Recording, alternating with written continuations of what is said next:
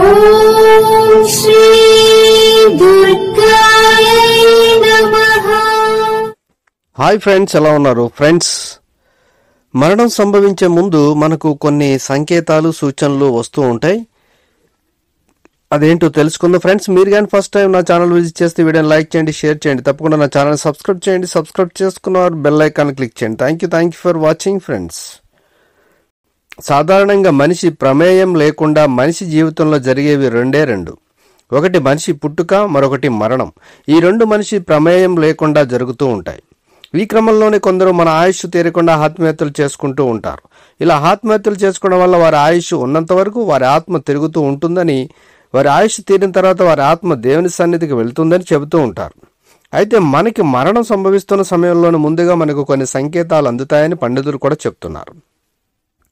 మరణం మనకు సంభవిస్తున్న సమయంలో మనకు ఎలాంటి సూచనలు కనబడతాయి, ఏ విధమైనటువంటి సంకేతాలు అందుతాయి అనేంటి విషయాలు మనం తెలుసుకుందాం. సాధారణంగా మనం నిద్రపోతున్న సమయంలో మనల్ని యమకింకరులు తీసుకువెళ్తున్నట్లు కలలు వస్తాయి.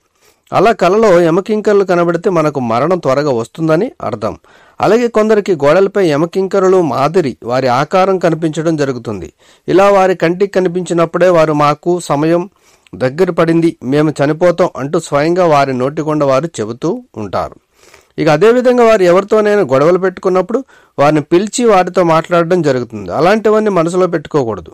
ఈ రోజు ఉండి రేపు పోయే వాళ్ళని సరదాగా ఉందాం అంటూ మాట్లాడుతూ ఉంటారు. అదేవిధంగా నాకు కాలం చేసే సమయం అయిందని భావిస్తూ దూరంగా ఉన్న వారి బంధుమిత్రులను కూడా రప్పించుకొని చూస్తూ ఉంటారు.